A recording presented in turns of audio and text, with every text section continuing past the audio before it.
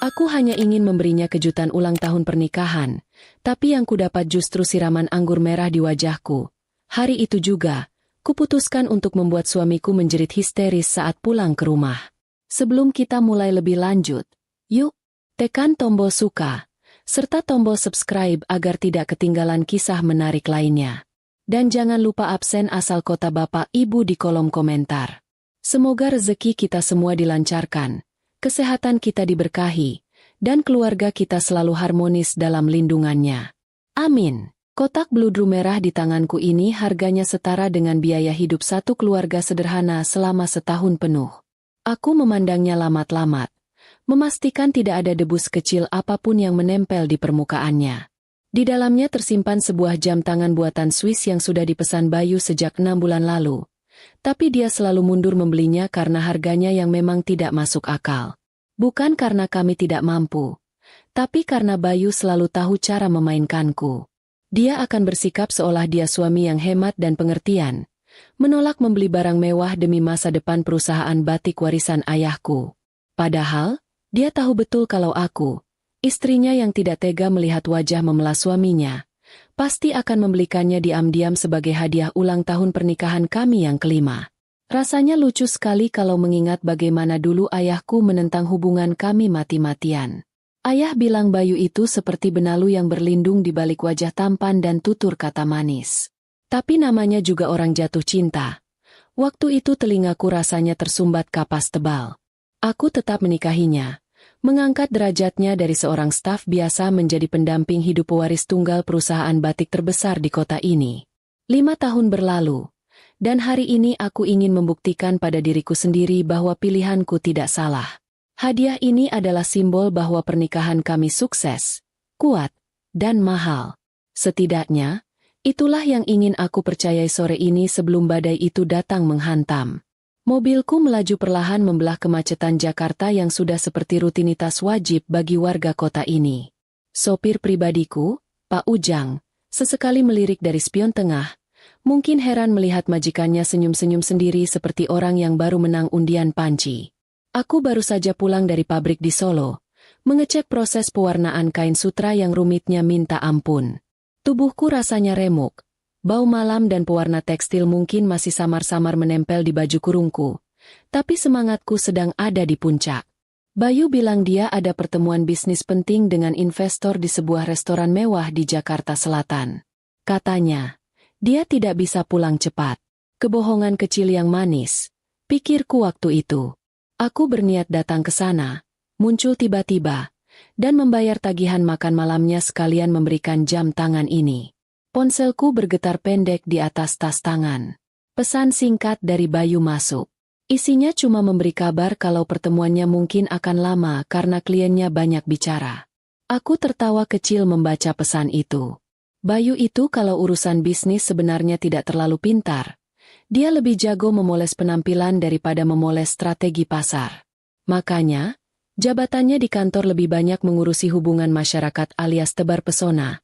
Sementara urusan pusing hitung-hitungan uang tetap aku yang pegang. Lucunya, dia sering merasa dialah otak dari segalanya. Biarlah, laki-laki memang kadang butuh panggung sandiwara untuk memuaskan egonya yang setinggi langit itu. Restoran yang dipilih Bayu ini memang terkenal sebagai tempatnya orang-orang yang ingin terlihat kaya. Padahal mungkin cicilan kartu kreditnya sedang megap-megap. Bangunannya bergaya Eropa klasik dengan lampu-lampu gantung kristal yang harganya mungkin bisa buat beli rumah subsidi. Begitu aku turun dari mobil, seorang pelayan dengan seragam rapi langsung menyambutku. Dia sempat menatap penampilanku dari ujung kaki ke ujung kepala. Mungkin di matanya, aku terlihat kurang glamor dibandingkan tamu-tamu lain yang datang dengan gaun pesta dan berlian sebesar biji salak. Aku cuma pakai baju kerja biasa dan kerudung sederhana. Tapi tatapan meremehkan itu langsung berubah hormat begitu dia melihat tas tangan yang aku bawa. Ah, dunia ini memang dangkal sekali. Rasa hormat orang seringkali ditentukan oleh merek apa yang menempel di badan kita. Suasana di dalam restoran itu remang-remang romantis. Jenis pencahayaan yang disukai pasangan yang sedang kasmaran atau orang yang ingin menutupi keriput di wajahnya. Ada alunan musik piano lembut yang mengalun, cukup pelan supaya orang tidak perlu berteriak saat mengobrol, tapi cukup keras untuk menyamarkan suara denting garpu. Aku meminta pelayan untuk tidak mengantarku ke meja. Aku bilang aku ingin mencari suamiku sendiri untuk memberinya kejutan. Pelayan itu mengangguk paham. Mungkin dia pikir ini adegan manis seperti di drama televisi. Padahal, dia tidak tahu kalau beberapa menit lagi, tempat kerjanya ini akan berubah menjadi arena pertunjukan drama paling memalukan. Mataku menyapu seluruh ruangan, mencari sosok laki-laki dengan kemeja biru tua yang tadi pagi aku setrika sendiri dengan penuh perasaan. Restoran ini cukup luas, dibagi menjadi beberapa area dengan penyekat tanaman hias artifisial. Cukup sulit menemukan seseorang di antara pencahayaan yang minim ini. Aku berjalan pelan, berusaha tidak menimbulkan suara gaduh dengan sepatu hak tinggiku. Jantungku berdebar-debar, bukan karena takut, tapi karena antusias membayangkan wajah kaget Bayu saat melihatku. Aku sudah menyusun kalimat manis di kepalaku, sesuatu seperti, "Selamat hari pernikahan, sayang. Terima kasih sudah bekerja keras." Kalimat yang kalau diingat sekarang, rasanya ingin aku muntahkan kembali. Di sudut ruangan, dekat jendela besar yang menghadap ke taman belakang, aku melihat punggung yang sangat aku kenal. Postur tubuhnya tegap, rambutnya dipangkas rapi dengan gaya kekinian, dan dia sedang duduk santai bersandar di kursi. Itu Bayu. Senyumku mengembang lebar. Tapi langkahku terhenti mendadak. Seolah ada tangan tak kasat mata yang menahan kakiku untuk melangkah lebih jauh. Ada yang aneh.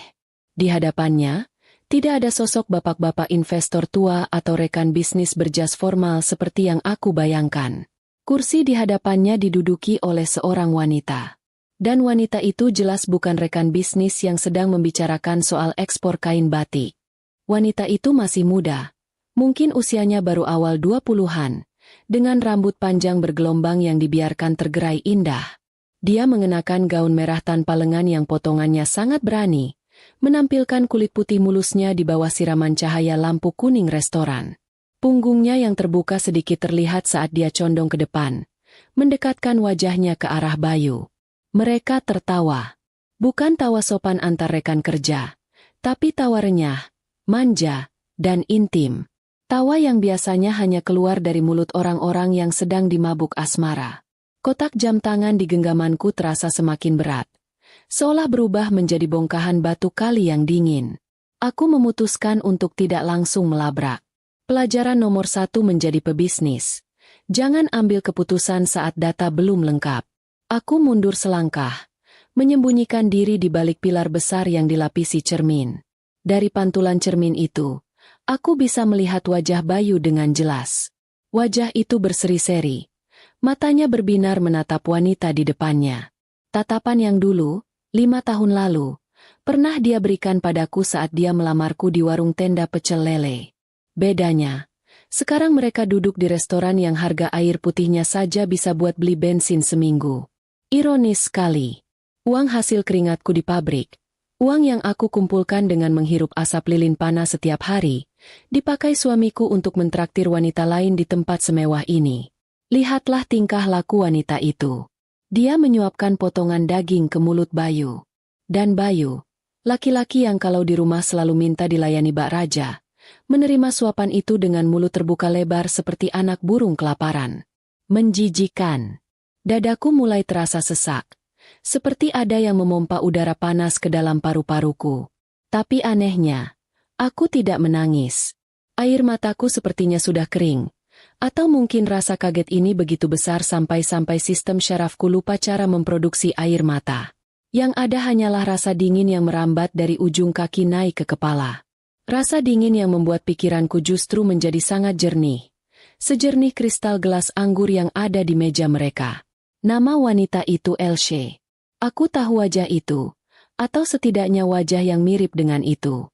Dia sering muncul di majalah-majalah gaya hidup pria dewasa yang kadang-kadang dibaca oleh staf pemasaran di kantor. Seorang model, atau selebgram, atau apalah sebutan untuk orang-orang yang kerjanya pamer kemewahan semu di media sosial. Pantas saja Bayu sering beralasan lembur atau dinas luar kota akhir-akhir ini. Ternyata, dinasnya bukan mengurus kain, tapi mengurus wanita yang perawatannya pasti lebih mahal dari biaya produksi 1 kontainer batik. Selera suamiku ternyata rendahan sekali. Dia menukar berlian yang tulus dengan kaca hiasan yang berkilau tapi rapuh. Perlahan, aku memperhatikan detail di meja mereka. Ada sebotol anggur merah mahal yang isinya sudah tinggal setengah. Ada 2 piring makanan penutup yang bentuknya cantik tapi porsinya sedikit sekali. Khas makanan orang kaya yang katanya seni. Padahal cuma bikin perut keroncongan lagi 2 jam kemudian. Mereka tampak begitu bahagia. Seolah dunia ini hanya milik mereka berdua. Bayu sesekali memegang tangan Elsie, mengelus punggung tangannya dengan lembut. Gerakan yang sama persis yang dia lakukan padaku saat dia minta dibelikan mobil baru bulan lalu. Ternyata, itu adalah naskah drama yang sama yang dia mainkan untuk semua penontonnya.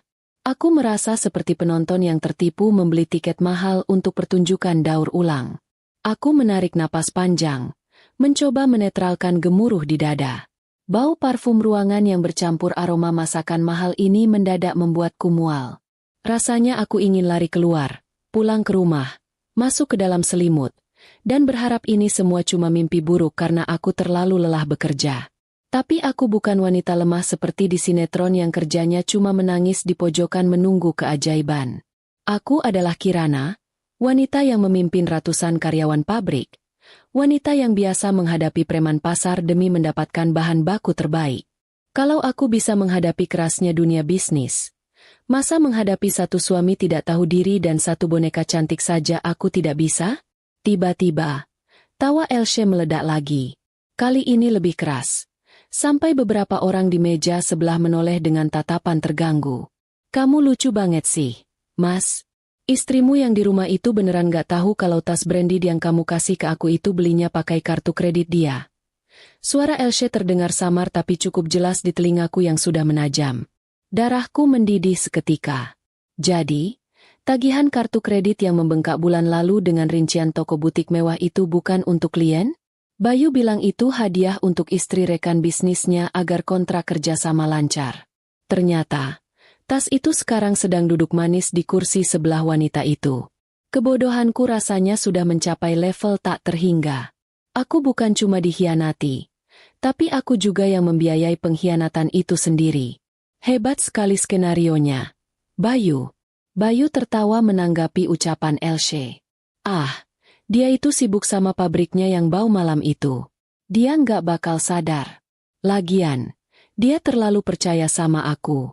Wanita karir yang sibuk itu gampang dibohongi. Yang penting dikasih perhatian dikit pas pulang ke rumah. Beres urusan.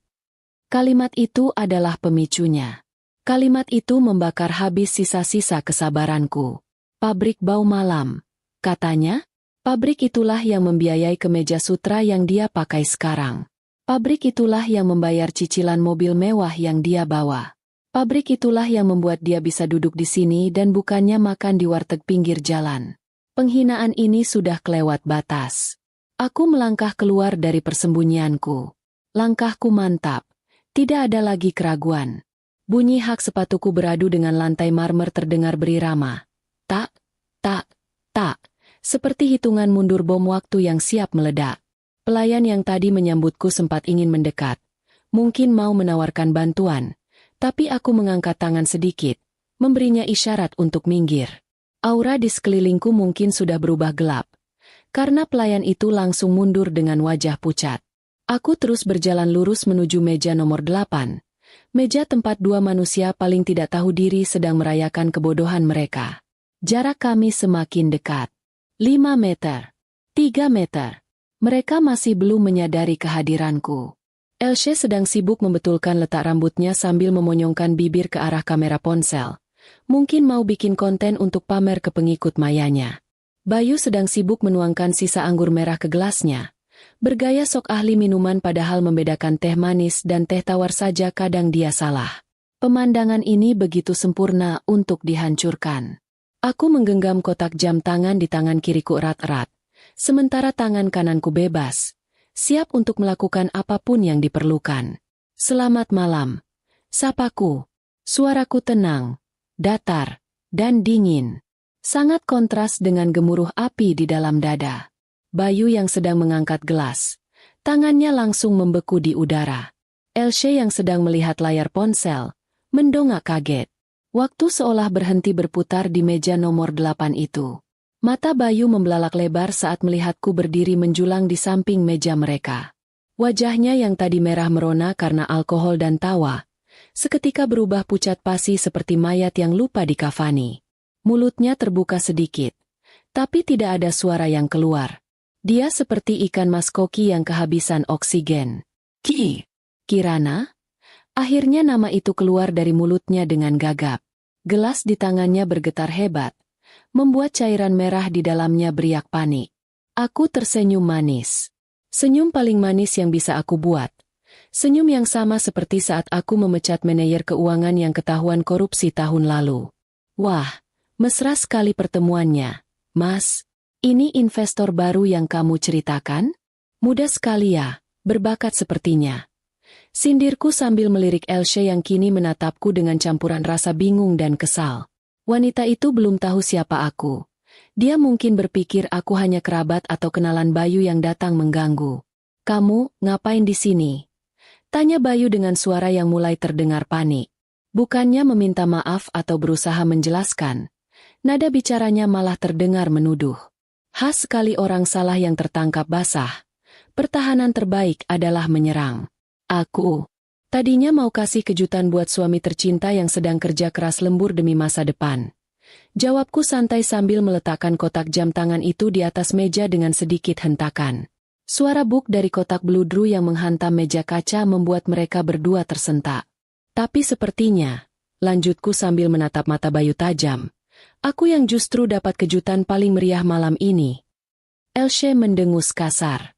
Dia melipat tangannya di dada, memamerkan belahan dadanya dengan angkuh.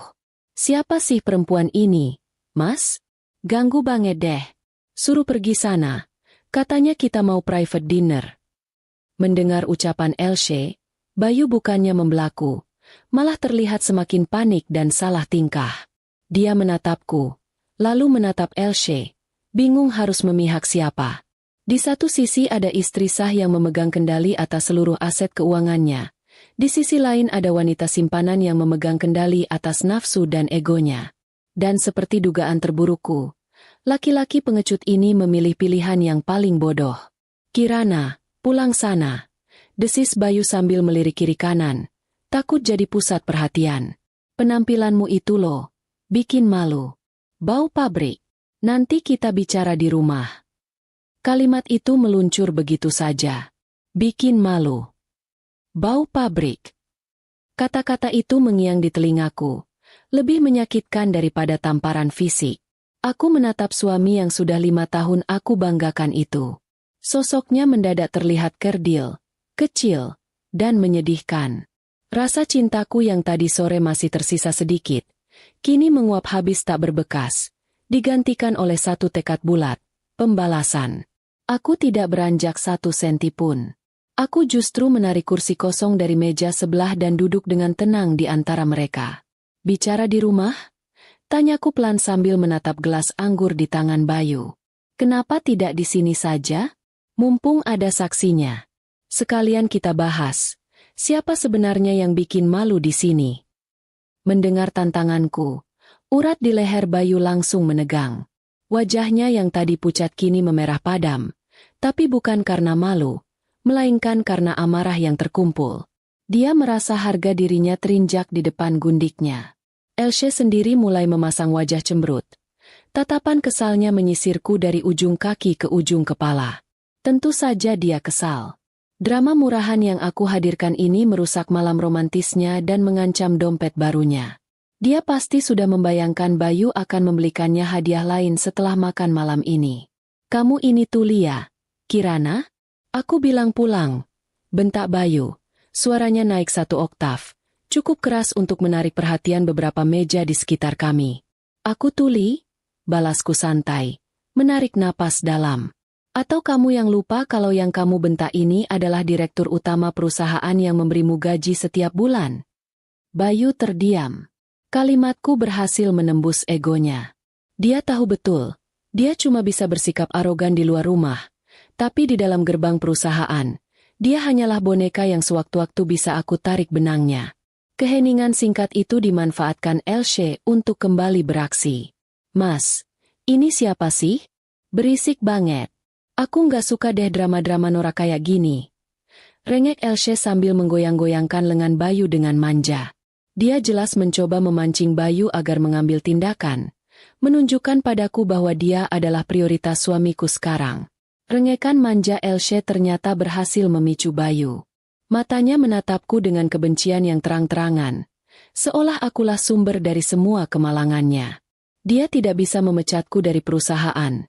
Dia juga tidak bisa berteriak lebih keras karena itu akan makin mempermalukannya. Jadi, dia memilih jalan termudah dan paling keji untuk membungkamku. Tangannya menyambar gelas berkaki tinggi di depannya. Gelas yang tadinya berisi sisa anggur merah mahal, cairan yang konon katanya melambangkan keanggunan. Biur. Cairan merah pekat dan dingin itu ia siramkan begitu saja ke wajahku. Tepat sasaran. Aku tidak sempat menghindar. Kerudung sutra yang tadi kupakai untuk menutupi rambutku kini basah kuyup, menempel di wajah dan leherku, membuatku mendadak kesulitan bernapas. Cairan merah itu menetes dari ujung daguku, membasahi baju kurungku yang baru saja aku kenakan. Rasanya dingin, lengket, dan berbau asam. Bukan hanya anggur, tapi juga penghinaan yang menusuk ulu hati. Aku merasa kotor, direndahkan, dan diinjak-injak di tempat yang seharusnya menjadi tempat yang berkelas. Tawa Elsie langsung meledak, memecah keheningan restoran yang sempat terhenti karena adegan brutal itu. Tawa itu cempreng, keras, dan penuh kemenangan.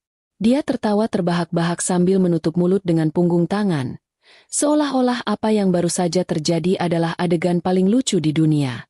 Ya ampun, Mas, airnya pas banget, kayak di film-film.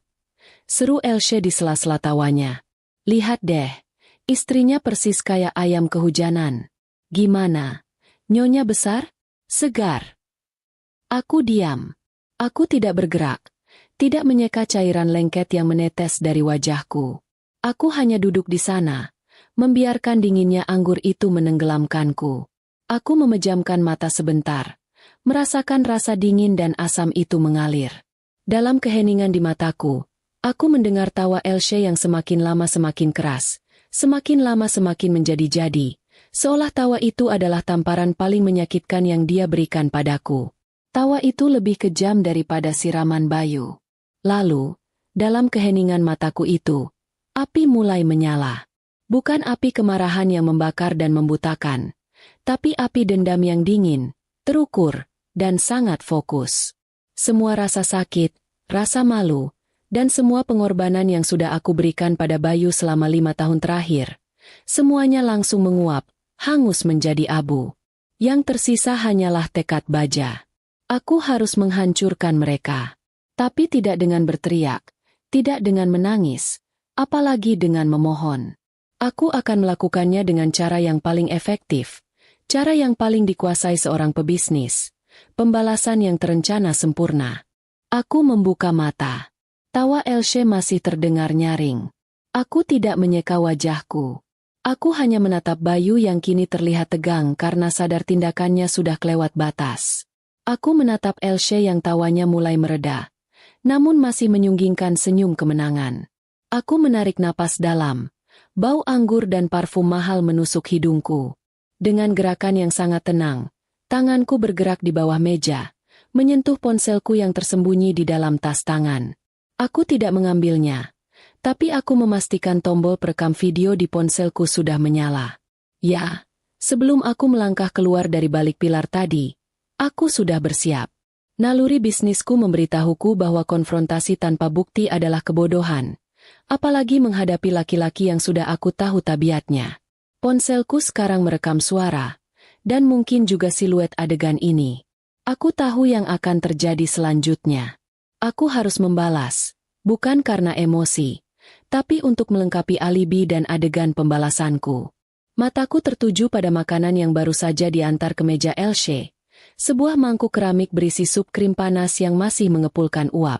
Sup krim itu terlihat begitu lembut, begitu creamy, dan aku tahu persis itu akan terasa sangat menyakitkan jika ditumpahkan ke kulit. Aku tersenyum tipis. Senyum itu tidak mencapai mataku, tapi itu cukup membuat Bayu dan Elsie terdiam, merasa tidak nyaman dengan tatapanku yang tiba-tiba kosong. "Mas Bayu," kataku pelan. Suaraku terdengar serak karena basah. "Terima kasih banyak atas siraman anggurnya. Anggap saja ini pembersihan dosa-dosa kita selama 5 tahun ini." Bayu tidak sempat menjawab. Dengan kecepatan yang mengejutkan, aku menerjang ke depan. Tanganku tidak menyentuh Bayu. Sasaran utamaku adalah Elsie, sang penonton yang paling menikmati penderitaanku. Sebelum dia sempat bereaksi, tanganku sudah lebih dulu menyambar mangkuk sup krim panas itu. "Ah, panas! Gila!" Jeritan Elsie langsung memekakan telinga. Jauh lebih keras dan memilukan daripada tawanya beberapa detik lalu. Sup krim yang tadi terlihat lembut, kini menempel lengket di rambut, bahu, dan punggung mulusnya. Wajahnya yang tadi berseri-seri langsung berubah panik, merah, dan mengerikan. Dia melompat berdiri, mencakar-cakar sup krim yang menempel di kulitnya sambil berteriak-teriak kesakitan. Bau anggur di udara langsung tertutup oleh aroma gurih sup krim dan bau kulit yang sedikit hangus. Bayu langsung terlonjak dari kursinya, melihat pemandangan di depannya dengan mata terbelalak. Dia terlihat sangat bingung, tidak tahu harus menolong kekasihnya yang kesakitan atau menghadapi istrinya yang kini berdiri tegak, dengan kerudung basah menempel di kepala, dan tatapan penuh api. "Kirana, kamu gila ya? Apa yang kamu lakukan?" teriak Bayu. Kali ini suaranya benar-benar dikuasai kepanikan murni. Aku mengambil serbet bersih dari meja, menyeka anggur dari wajahku dengan gerakan pelan, seolah aku baru saja membersihkan sedikit noda debu di etalase toko. Aku menatap Elsie yang masih merengek kesakitan, lalu mengalihkan tatapan pada Bayu. "Gila? Aku hanya mengajarkan pacarmu ini sedikit tata krama," jawabku santai. "Kalau dia suka tertawa saat orang lain disakiti, dia harus siap kalau gilirannya tiba." Bayu mencoba meraih lenganku, mungkin bermaksud menarikku keluar sebelum keributan ini makin meluas.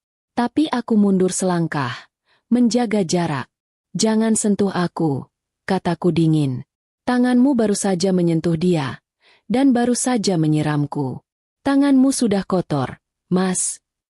Aku mengeluarkan ponselku dari tas dan mematikan rekaman video. Lalu kuangkat ponsel itu sejajar dengan pandangan matanya. "Anggap saja ini bonus kejutan untuk ulang tahun pernikahan kita, Bayu. Air anggurmu, tawa pacarmu, dan jeritannya barusan. Semuanya terekam dengan jelas. Tunggu saja, besok pagi kamu akan jadi bintang," ancamku. Wajah Bayu langsung berubah ungu. Dia mengerti maksudku. Dia tahu persis bahwa istrinya ini tidak main-main. Reputasinya, kedudukannya, dan semua panggung sandiwara yang selama ini dia bangun, kini berada di ujung tanduk, tergantung pada satu tombol unggah di tanganku. Bayu terdiam kaku, hanya menatapku dengan mata yang memancarkan ketakutan luar biasa. Aku tersenyum puas. Aku mengabaikan jeritan Elsie yang makin menjadi-jadi, juga tatapan penasaran dari semua pengunjung restoran. Aku memungut kotak bludru merah berisi jam tangan mahal tadi. Aku membuka tutupnya sebentar, menatap benda mengilap di dalamnya. Lalu, dengan gerakan yang elegan dan tanpa ragu, aku lemparkan kotak itu ke Bayu. "Bungkus hadiah ulang tahun pernikahanmu. Sudah kubayar lunas. Harganya aku potong dari gaji bulan depanmu," kataku. "Selamat malam, Mas. Sampai jumpa di pengadilan." Aku berbalik dan melangkah keluar dari restoran itu. Langkahku terasa ringan. Kerudung basah di kepalaku tidak lagi terasa dingin, melainkan seperti mahkota kemenangan. Aku meninggalkan Bayu yang terpaku antara menolong kekasihnya yang menjerit panas, atau mengejar istrinya yang baru saja menghancurkan seluruh hidupnya. Pilihan yang sulit, bukan? Aku adalah Kirana. Dan permainannya baru saja dimulai. Begitu aku masuk ke mobil, rasa sakit di pipi dan rasa lengket di rambut akibat siraman anggur tadi baru benar-benar terasa. Aku menyuruh Pak Ujang untuk tidak kembali ke rumah. Rumah itu, yang kubeli dengan uang jerih payahku sendiri, kini terasa kotor dan menyesakan, sudah tercemar oleh kebohongan suamiku. Aku mengarahkan Pak Ujang ke sebuah hotel bintang 5 yang letaknya jauh dari pemukiman kami. Aku butuh tempat yang aman, tenang, dan kedap suara untuk menenangkan diri dan menyusun rencana. Dalam perjalanan, aku melakukan dua hal yang akan mengubah nasib Bayu dan Elsie selamanya. Pertama, aku membuka ponsel dan menghentikan rekaman. Durasi video itu cukup panjang, menangkap setiap detik pertengkaran, siraman anggur Bayu, tawa jahat Elsie, dan jeritan histerisnya saat sup panas mendarat di tubuhnya. Kedua, aku membuka aplikasi media sosial. Aku tahu betul kekuatan rakyat di dunia maya. Mereka adalah hakim paling kejam dan paling cepat dalam menjatuhkan vonis. Aku memotong video itu, hanya menyisakan bagian paling dramatis. Saat Bayu menyiramku, saat Elsie tertawa, dan adegan klimaksnya. Di bagian deskripsi, aku menulis kalimat singkat, dingin, dan lugas. Aku menyebutkan nama restoran, tanggal kejadian, dan yang paling penting, aku menandai akun media sosial Elsie yang ternyata sangat mudah ditemukan. Aku juga menyertakan satu foto selfieku di dalam mobil, dengan wajah masih basah dan baju ternoda anggur, sebagai bukti fisik visualisasi penderitaanku. Aku menamainya sebagai bukti kekerasan dalam rumah tangga. Dengan jari yang gemetar, bukan karena takut, tapi karena adrenalin yang memuncak, aku menekan tombol unggah. Dalam hitungan menit, badai digital itu mulai menerpa. Notifikasi di ponselku berbunyi tanpa henti, bagaikan alarm kebakaran yang tidak bisa dimatikan. Puluhan, ratusan, kemudian ribuan komentar mulai membanjiri unggahanku. Aku membaca beberapa di antaranya. Isinya campuran makian untuk Bayu dan Elsie, dukungan untukku, dan tentu saja, netizen yang bekerja cepat melacak identitas mereka berdua. Mereka cepat sekali menemukan siapa Elsie, si model yang sering pamer kemewahan yang ternyata dibayari istri sah. Mereka juga cepat mengetahui siapa Bayu, si direktur tampan yang ternyata pengecut dan tega menyakiti istrinya di depan umum. Aku mematikan notifikasi ponselku agar telingaku tidak pecah. Tugas utamaku sudah selesai, membongkar topeng mereka di depan publik. Sekarang, biarkanlah dunia yang bekerja untukku. Setibanya di kamar hotel yang mewah dan sunyi, aku langsung membersihkan diri. Aku melepas kerudung basah itu, membiarkan rambutku yang lengket tersiram air hangat. Di depan cermin kamar mandi, aku melihat pantulan wajahku yang bengkak dan merah. Bekas siraman anggur itu tidak meninggalkan luka bakar, tapi meninggalkan luka yang jauh lebih dalam di harga diriku. Namun, di balik wajah lelah itu, sepasang mata di cermin itu terlihat tajam, tanpa air mata, dan penuh tekad. Aku bukanlah korban yang akan menangis meratapi nasib. Aku adalah pelaku pembalasan yang baru saja menekan tombol detonator. Aku menghubungi Pak Hasan, pengacara kepercayaanku. Suara Pak Hasan terdengar panik karena dia sudah melihat video viral itu. Bu Kirana, astaga, Ibu di mana? Kita harus segera membuat laporan polisi atas kekerasan ini. Seru Pak Hasan dari seberang telepon. Tenang, Pak Hasan. Saya aman. Sekarang dengarkan saya baik-baik. Kataku dengan suara yang tenang dan berwibawa, seolah aku sedang memimpin rapat dewan direksi. Besok pagi, siapkan berkas gugatan cerai. Masukkan pasal-pasal kekerasan dalam rumah tangga, dan juga pasal perselingkuhan. Saya mau dia dituntut seberat-beratnya. Baik, Bu Kirana. Tapi bagaimana dengan aset? Terutama rumah utama? Tanya Pak Hasan, menyentuh inti masalah. Aku menarik napas panjang, tersenyum tipis pada pantulanku di jendela kamar hotel. Rumah 12 miliar itu bukan aset Gonogini, Pak Hasan, jelasku. Itu 100% aset warisan dari mendiang ayah. Sertifikat hak miliknya murni atas namaku. Dibeli jauh sebelum kami menikah. Bayu tidak punya hak sepeser pun. Besok pagi juga, segera hubungi Tuan Broto. Saya mau rumah itu terjual dalam 48 jam. Uangnya harus masuk rekening baru yang saya siapkan di luar negeri. Aku bisa mendengar Pak Hasan terdiam, mencerna instruksiku yang berkecepatan tinggi. Dia pasti terkejut melihat kliennya yang baru saja disiram anggur, bukannya menangis, malah merencanakan penjualan properti belasan miliar rupiah dalam semalam. Sangat bisa, Bu Kirana, jawab Pak Hasan akhirnya. Nadanya kini penuh kekaguman. Kami akan bergerak secepat kilat. Tapi, bagaimana dengan Bayu? Dia pasti akan panik luar biasa. Biarkan saja dia panik, ujarku dingin. Biarkan dia sibuk mengurus kekasihnya yang wajahnya penuh sup krim. Aku sudah menyiapkan panggung kehancurannya. Sekarang, tinggal kita eksekusi plot utamanya. Malam itu, saat Bayu sibuk mengurus Elsie di rumah sakit terdekat, yang pastinya harus dibayar tunai karena semua kartu kreditnya sudah aku blokir, aku sibuk merencanakan masa depanku yang baru. Aku melihat berita di ponsel. Karir Elsie di dunia maya langsung hancur.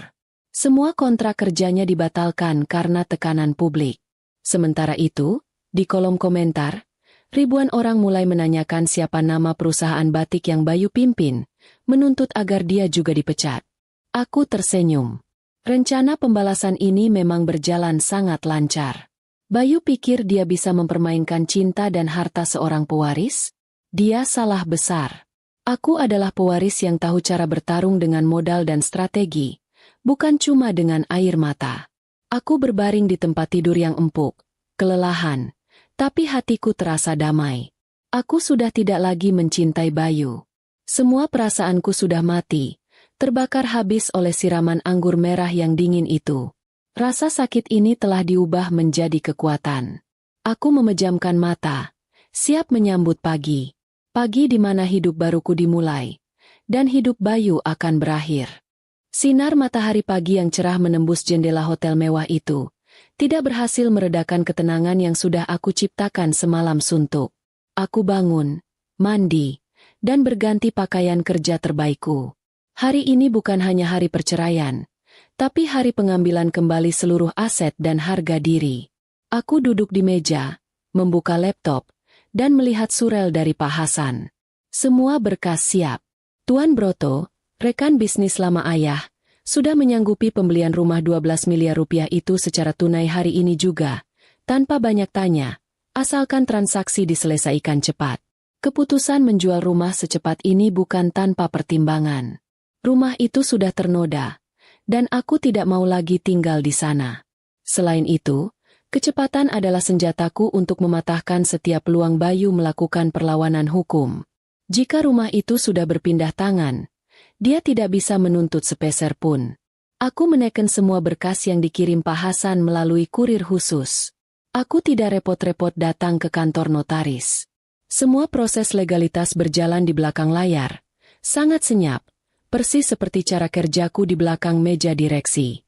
Di saat yang sama, aku melancarkan serangan kedua, melucuti segala fasilitas yang berasal dari perusahaan. Mobil dinas mewah yang dipakai Bayu untuk pacaran dengan Elsie, yang atas nama perusahaan, aku suruh ditarik kembali ke gudang kantor. Tentu saja tanpa pemberitahuan. Bayu yang miskin uang tunai karena kartunya sudah kubekukan, pasti akan panik luar biasa begitu tahu mobil yang menjadi satu-satunya aset bergerak mewahnya itu lenyap. Aku juga mengeluarkan surat perintah resmi atas namaku sebagai pemegang saham utama. Isinya sederhana dan tegas. Bayu resmi diberhentikan dari jabatannya sebagai direktur pemasaran terhitung mulai hari ini. Alasan pemecatan adalah tindakan tercela yang mencoreng nama baik perusahaan dan merugikan reputasi bisnis. Aku memastikan surel pemberitahuan pemecatan itu dikirim ke semua dewan komisaris, tepat di jam makan siang, agar mereka tidak sempat menahannya. Aku tidak peduli dia mau menjerit atau marah. Perusahaan itu milikku, dan Bayu hanyalah benalu yang harus dicabut akarnya. Sambil menikmati kopi pagiku, aku menghubungi bank, bukan bank biasa, melainkan divisi layanan prioritas di mana aku adalah nasabah utama. Aku menggunakan bukti visum dari dokter dan laporan polisi yang sudah dibuat Pak Hasan pagi-pagi sekali sebagai dasar hukum. Permintaanku sederhana, bekukan semua rekening bersama dan kosongkan brankas penyimpanan pribadi yang diakses Bayu. Uang tunai dan semua surat berharga di dalamnya adalah milikku, hasil kerja keras dan warisan orang tua. Dia tidak berhak atas 1 rupiah pun. 3 jam berlalu. Ponselku bergetar sekali. Itu notifikasi dari bank. Jumlah uang yang sangat besar, setara 12 miliar rupiah, telah masuk ke rekening pribadiku yang baru. Aku tersenyum tipis. Selesai. Rumah itu kini milik Tuan Broto. Secara hukum, Bayu tidak punya tempat untuk pulang. Kepemilikan rumah mewah itu kini tercatat atas nama orang lain. Aku menatap laptopku. Bayu masih belum menghubungiku. Dia pasti masih sibuk mengurus Elsie yang wajahnya terkena sup panas dan mungkin juga sedang pusing karena kartu kreditnya ditolak. Dia berpikir aku hanya marah sesaat. Dia berpikir aku akan pulang dan menangis, lalu memaafkannya seperti biasa. Sayangnya, dia tidak tahu bahwa aku sudah mengubah rasa sakitku menjadi perusahaan pembongkaran aset pribadi. Aku memesan jasa kurir terbesar di kota. Bukan untuk mengirim dokumen, tapi untuk mengirim kantong sampah. Tujuanku selanjutnya, pulang, untuk terakhir kalinya, mengambil kunci dan menyerahkan sisa-sisa kehidupan Bayu pada nasib. Aku harus memastikan bahwa ketika dia kembali ke rumah yang dia anggap istana, yang dia temukan hanyalah kehampaan total, rumah yang bisu dan sebuah kunci gerbang yang sudah tidak lagi berfungsi. Malam ini, aku akan tidur nyenyak. Tahu bahwa semua yang pernah aku berikan pada pria itu, sudah aku tarik kembali dengan perhitungan yang sangat matang. Sore itu, saat mentari mulai condong ke barat, aku tiba di depan gerbang rumah yang dulu kupanggil istana. Pemandangan di depan mataku adalah pemandangan kehancuran yang terencana. Gerbang besi hitam yang biasanya kawatnya berkilau, kini kusam. Di balik gerbang, mobil dinas mewah yang sering Bayu pakai sudah tidak ada. Mobil itu sudah ditarik dan kembali ke gudang kantor, menyisakan ruang kosong yang dingin di pelataran. Aku tahu, sekarang Bayu pasti sudah mulai panik dan sadar ada sesuatu yang tidak beres. Aku mengabaikan rasa geli di perutku dan berjalan masuk. Aku membawa beberapa pekerja pindahan profesional yang kupercayakan penuh, lengkap dengan truk besar yang parkir agak jauh di ujung jalan agar tidak menarik perhatian tetangga. Misiku sederhana, memastikan tidak ada satupun barang berharga yang tersisa di rumah 12 miliar ini saat pemilik baru mengambil alih besok pagi.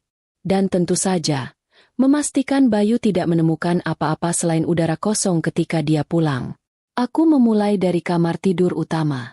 Ruangan itu luas, dengan jendela besar menghadap taman, tempat aku dan Bayu pernah membayangkan masa depan kami. Kenangan itu kini terasa seperti racun. Aku tidak merasakan nostalgia. Aku hanya merasakan jijik. Aku berdiri di ambang pintu, mengawasi para pekerja yang bergerak cepat. Aku menyuruh mereka memilah barang dengan teliti.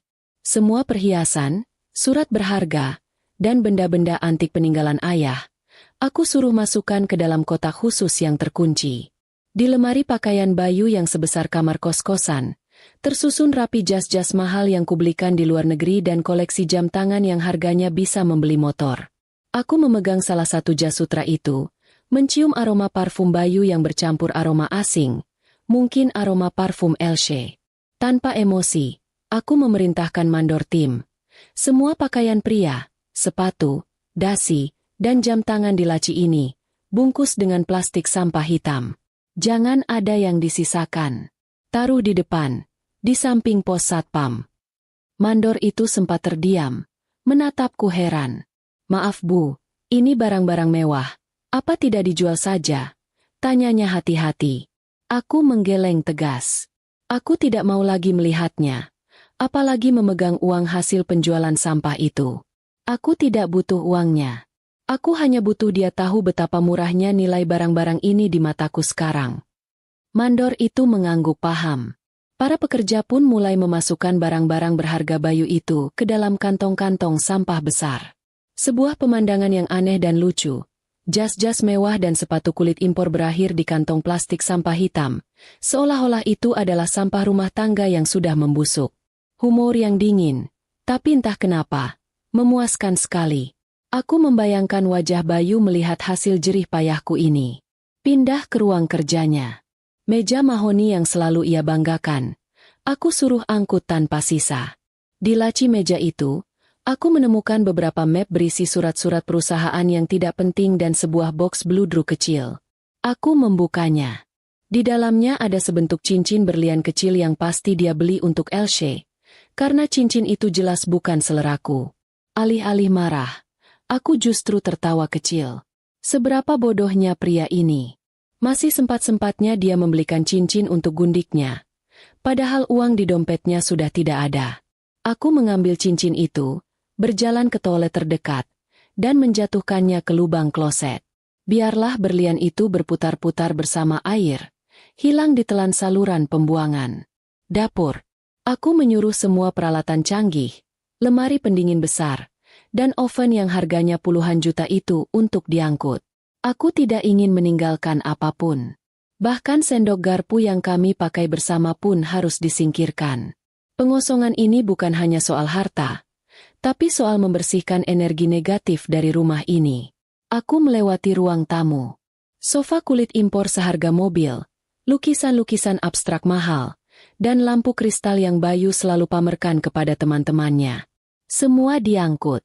Aku berdiri di tengah ruangan yang kini mulai kosong. Suara langkahku menggema di lantai marmer yang dingin. Rasanya sunyi dan lapang. Keheningan yang sangat nyaman. Pekerjaan ini memakan waktu hingga malam. Ketika lampu jalan mulai menyala, rumah 12 miliar itu benar-benar kosong melompong. Hanya tersisa debu dan bayangan di lantai. Tidak ada lagi furnitur, tidak ada lagi barang pribadi, tidak ada lagi tanda-tanda kehidupan di sana. Kecuali tumpukan kantong sampah besar di depan pos satpam, berisi semua barang-barang milik Bayu.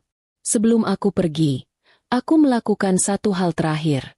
Aku mengambil kunci cadangan rumah ini, kunci yang kini tak lagi berguna, dan sebuah amplop coklat.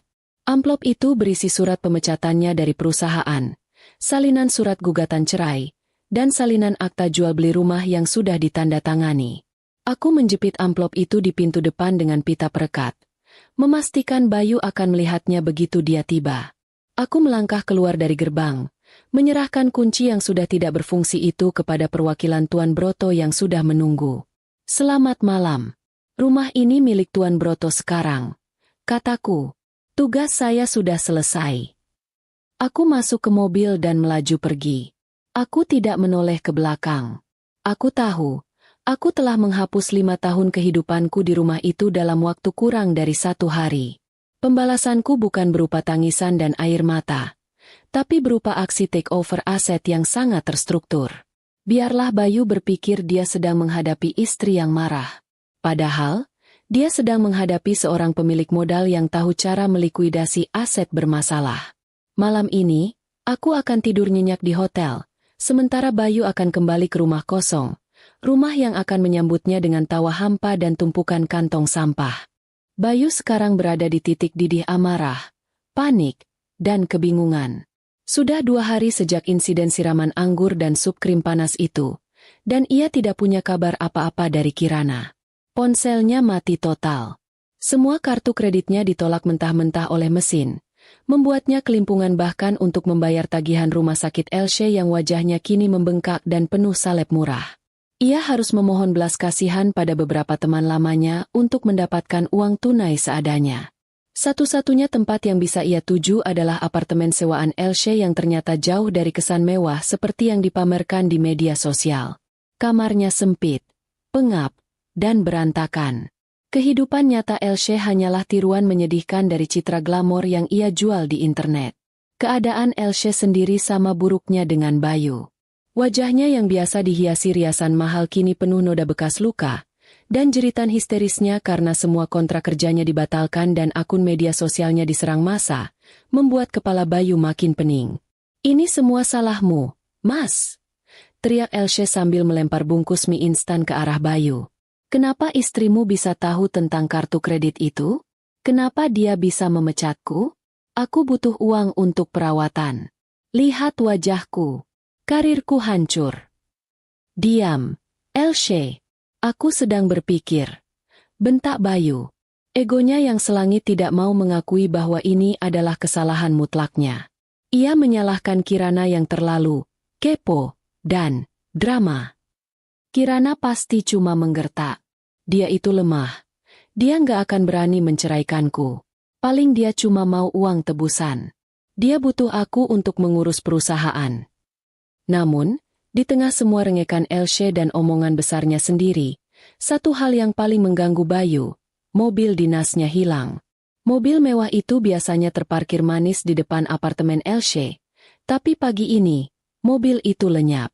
Ia sudah menelepon kantor dengan nada tinggi, mengancam sekretarisnya. Dan ia hanya mendapat jawaban datar bahwa mobil itu ditarik atas perintah direktur utama. Direktur utama? Ia adalah direktur pemasaran. Tapi bayangan sosok Kirana yang dingin di restoran, yang berani menyiram sup krim panas, membuat tengkuknya merinding. Kirana tidak sedang marah. Kirana sedang berperang.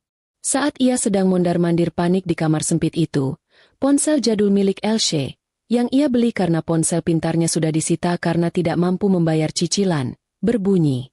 Itu adalah surel. Surel resmi dari perusahaan. Bayu langsung merebut ponsel itu dengan tangan gemetar. Matanya membaca setiap baris kalimat dalam surel tersebut. Pemberitahuan pemberhentian jabatan. Saudara Bayu resmi diberhentikan dari posisi direktur pemasaran terhitung sejak hari ini, karena tindakan tercela yang merugikan nama baik perusahaan dan melanggar kode etik. Bayu terhuyung mundur. Ia merasa seolah ada tinju tak terlihat yang menghantam dadanya. Dipecat? Dari perusahaan istrinya sendiri? Perusahaan yang selama ini dia banggakan sebagai ladang penghasilannya. Perusahaan yang dia kira akan jadi miliknya setelah Kirana melunak? Dia, si direktur, kini hanyalah pengangguran yang bersembunyi di apartemen kumuh dengan simpanannya yang babak belur. Ada apa, Mas? Wajahmu pucat begitu? Tanya Elsie dengan nada khawatir yang lebih terdengar sebagai kekesalan karena Bayu terlihat akan pingsan. Bayu tidak menjawab. Ia menjatuhkan ponsel itu ke lantai. Habis. Semuanya habis, Elsie. Bisiknya, suaranya parau. Aku dipecat. Semua fasilitas dicabut. Dia melakukan ini. Kirana benar-benar melakukannya. Air mata Elsie yang tadi hanya untuk meratapi nasibnya sendiri, kini berubah menjadi air mata kemarahan padanya. Kamu bajingan. Kamu bilang kamu kaya. Kamu bilang kamu akan ceraikan dia dan memberiku rumah mewah. Sekarang, kamu cuma laki-laki pecundang yang dipecat istrinya sendiri. Keluar. Aku tidak mau hidup dengan gelandangan. Elsie mendorong tubuh Bayu yang lunglai. Bayu, yang sudah kehabisan energi dan modal, tidak melawan. Ia diusir, ditendang keluar dari satu-satunya tempat yang ia anggap aman. Ia kini berdiri di lorong apartemen yang bau dan pengap, tanpa uang, tanpa mobil, dan tanpa pekerjaan. Kini hanya ada satu tempat yang harus ia tuju. Rumah 12 miliar itu. Dia harus kembali ke sana. Dia harus menghadapi Kirana, memohon, mengancam, apapun yang diperlukan. Rumah itu masih ada. Rumah itu harta Gonogini. Dia yakin itu. Dia harus mengambil kembali istananya. Dengan sisa-sisa tenaga, Bayu mulai berjalan kaki menuju perumahan elit yang berjarak belasan kilometer dari tempatnya berdiri. Dia berjalan menuju kehancuran terbesarnya, tanpa tahu bahwa rumah itu, bahkan sebelum dia sampai di sana, sudah bukan lagi miliknya. Bayu tiba di gerbang perumahan elit itu setelah berjalan kaki selama berjam-jam. Kakinya terasa melepuh, pakaiannya kusut, dan tubuhnya basah kuyup oleh keringat. Ia terlihat seperti gelandangan yang tersesat di tengah kemewahan. Saat ia berjalan melewati rumah-rumah megah tetangganya, rasa malunya membuncah. Ia harus segera masuk dan mengambil alih situasi sebelum ada yang melihat keadaannya yang menyedihkan ini. Ia berjalan cepat menuju gerbang hitam rumahnya yang menjulang. Jantungnya berdebar, bukan karena cinta atau rindu, tapi karena ketakutan. Ia menekan tombol kode akses pribadinya yang sudah ia hafal di luar kepala. Bip, bip, bip. Akses ditolak. Bayu mengerutkan dahi. Ia menekan ulang kodenya. Kali ini lebih lambat dan hati-hati. Hasilnya sama. Akses ditolak. Tentu saja. Pasti Kirana mengganti kodenya. Pengecut. Ia mengumpat dalam hati. Dia mencoba menekan tombol intercom. Tapi tidak ada jawaban. Tiba-tiba, gerbang pos satpam kecil di samping gerbang utama terbuka. Keluarlah dua orang pria tegap berseragam biru tua yang sama sekali tidak Bayu kenal. Wajah mereka keras. Tatapan mereka dingin dan profesional. Bukan Udin, satpam tua yang selama ini selalu menyambut Bayu dengan senyum hormat. Selamat sore, ada yang bisa kami bantu, Pak? Tanya salah satu pria itu dengan nada datar. Bayu langsung menegakkan tubuhnya, berusaha memulihkan wibawanya yang sudah jatuh ke lumpur. Saya pemilik rumah ini. Kenapa gerbangnya tidak bisa dibuka? Dan kalian ini siapa? Mana satpam lama? Pria kedua maju selangkah, menatap Bayu dari atas ke bawah, menilai penampilannya yang kacau. Maaf, Bapak bukan pemilik rumah ini lagi, katanya lugas. Kami adalah petugas keamanan dari pemilik yang baru. Kami diperintahkan untuk tidak mengizinkan siapapun, terutama Anda, untuk masuk. Darah Bayu serasa surut dari wajahnya. Ia menggeleng keras, seolah tidak percaya dengan apa yang baru saja didengarnya. Apa maksudmu? Pemilik baru. Kalian gila. Rumah ini milikku.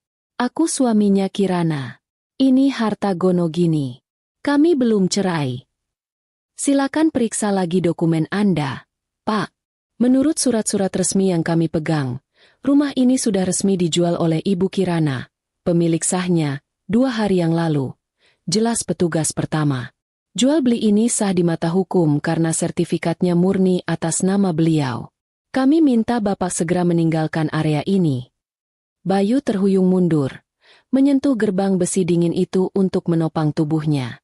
Dijual? Rumah 12 miliar itu? Tidak mungkin. Kirana tidak akan berani melakukan itu tanpa persetujuannya. Tapi semua kartu yang diblokir, pemecatan, mobil yang hilang, semuanya mendadak masuk akal. Ini bukan gertakan. Ini adalah eksekusi. Di mana Kirana? Aku mau bicara dengannya. Teriak Bayu putus asa.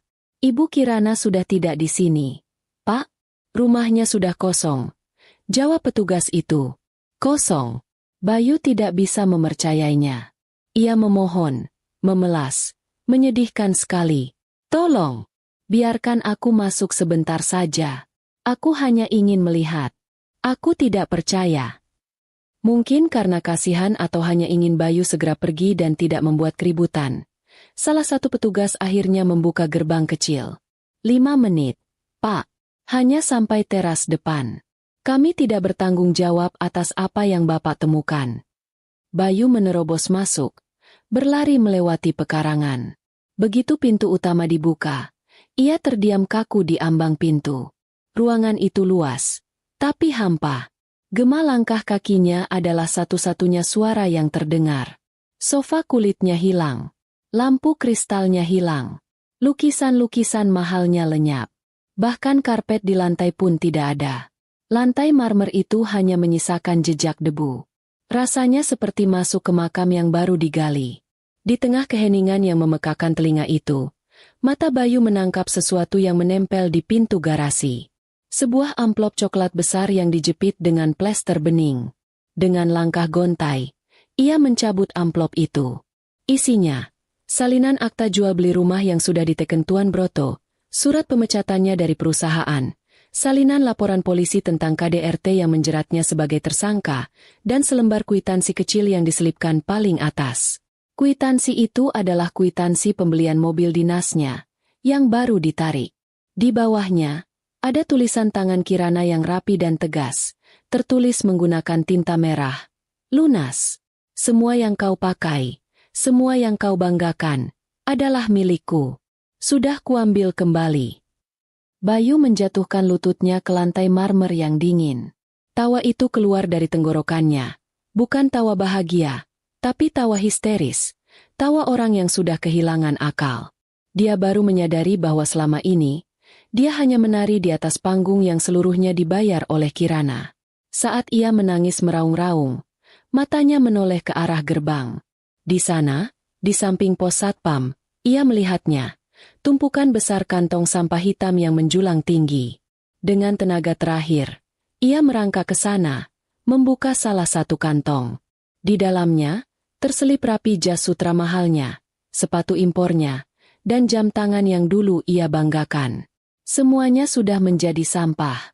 Kirana aa, teriak Bayu. Suaranya pecah dan tercekat. Itu adalah jeritan seorang raja yang kerajaannya telah direbut dalam semalam. Dia tidak punya apa-apa. Dia adalah gelandangan yang berdiri di depan rumahnya yang telah dijual. Dan di samping tumpukan kantong sampah berisi sisa-sisa kehidupannya yang sombong. Petugas keamanan itu menghampirinya. Tidak lagi bersikap sabar. Waktu Bapak habis. Silakan pergi. Jangan membuat keributan lagi di properti milik Tuan Broto. Bayu diseret keluar gerbang. Di sana, ia terdiam lunglai di trotoar. Tanpa uang, tanpa rumah, tanpa masa depan. Hanya ditemani tumpukan kantong sampah yang menertawakan kebodohannya. Setelah diusir dari gerbang, Bayu terbaring sebentar di trotoar, memandangi rumahnya yang kini dijaga ketat oleh petugas asing. Air matanya sudah kering, digantikan oleh rasa hampa yang membekukan. Ia tidak punya apa-apa lagi. Kartu sudah diblokir, uang nol, mobil ditarik, dan perusahaan telah memecatnya. Pria yang tadi pagi masih merasa dirinya adalah direktur penting, kini hanyalah pengangguran yang ditinggalkan di pinggir jalan. Ia bangkit, tubuhnya terasa berat, kakinya perih karena lecet. Hanya ada satu tempat yang terlintas di benaknya, satu-satunya tempat yang bisa memberinya setidaknya atap di atas kepala, apartemen sewaan Elsie. Bayu kembali berjalan kaki, menempuh belasan kilometer dengan pikiran kacau dan perut melilit lapar. Ia mengabaikan tatapan aneh orang-orang yang berpapasan dengannya. Seorang pria berpenampilan kacau, pakaian kotor, berjalan tanpa arah di malam hari. Dini hari, ia akhirnya sampai di gedung apartemen kumuh tempat Elsie bersembunyi. Lorongnya pengap, bau masakan basi dan lembab menusuk hidungnya. Ia menaiki tangga dengan gontai. Kakinya nyaris tidak sanggup lagi menopang tubuh. Tiba di depan pintu kamar Elsie. Ia menggedornya pelan, tidak punya tenaga untuk berteriak. Elsie buka. Ini aku, Bayu. Bisiknya, suaranya parau dan serak.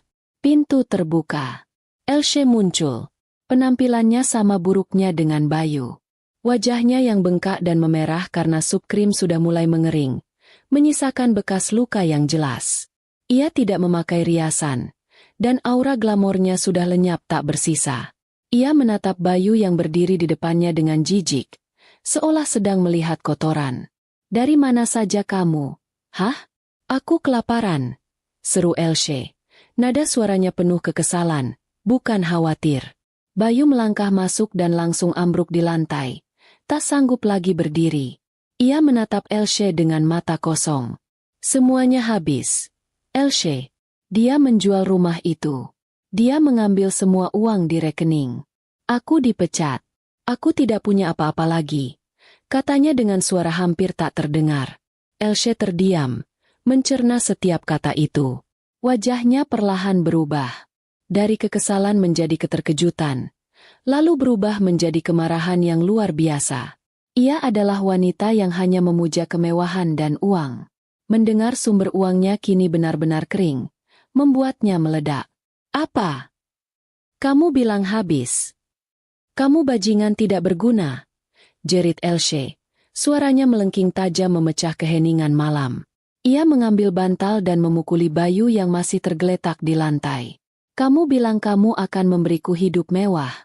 Kamu bilang kamu akan menceraikannya dan kita akan terbang ke luar negeri. Kamu pembohong. Aku kehilangan segalanya karenamu. Wajahku hancur karenamu. Dan sekarang kamu datang ke sini sebagai gelandangan. Bayu mencoba menangkis pukulan-pukulan itu, memohon agar Elsie mau mengerti. Ini salah Kirana.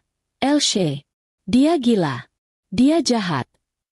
Dia jahat atau kamu yang memang pecundang, balas Elsie histeris. Ia meraih kerah baju Bayu, menyeretnya dengan sisa tenaganya menuju pintu keluar. Aku tidak mau hidup dengan pengemis sepertimu. Aku tidak butuh pria yang dipecat istrinya sendiri. Keluar dari kontrakanku. Pergi. Blaam. Pintu dibanting keras. Suara kunci diputar terdengar jelas di telinga Bayu. Dia ditinggalkan, diusir oleh kekasihnya sendiri, di lorong apartemen yang bau.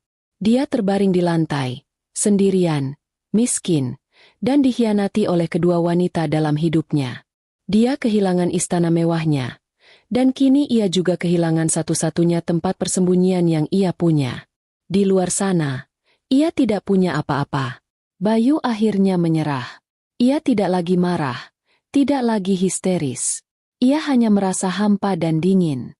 Ia tahu, di balik jeritan dan tangisan yang ia dengar dari balik pintu, Ia telah benar-benar sendirian di dunia ini.